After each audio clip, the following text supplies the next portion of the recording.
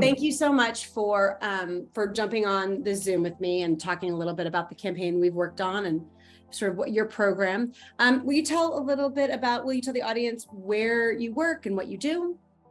Yeah, well, thank you, Nicole. Yeah, I am the Dean for the Division of Business and Technology at Sierra College in Rockland, California. And one of our departments that I oversee is our Building Industries Department. Great. And we started working together because of Amanda over at the BIA North State Foundation. You guys have been working with them, your team has been working with them sort of as a liaison. You have students coming out of your program. The BIA acts as a liaison to introduce them to people that are members of the BIA that could hire your students. Talk to us a little bit about that program with BIA. Yeah, we have a great partnership with the North State Building Industry Association Foundation. And we started this actually in 2019. We started working with them on a non-credit construction skills boot camp that is a short-term training. It's about 6.5 weeks long. Students, because it's non-credit, students don't have any tuition or costs associated with that besides their time.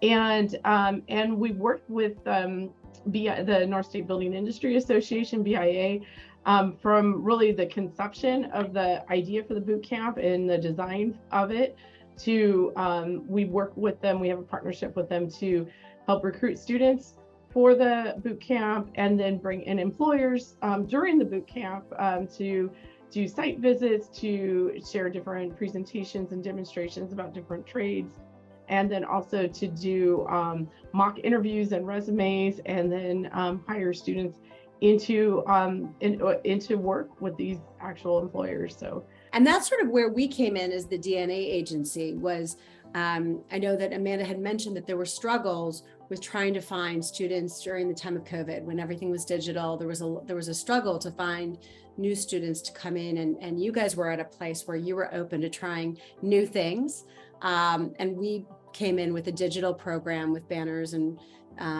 Google and social media. And we started working with you to identify the audience. Talk to us about your experience of learning what we were doing, how we were doing the targeting and things like that from your perspective. We were dependent on kind of old-fashioned, outreach and actually in-person job fairs, career fairs, that sort of thing, which worked well.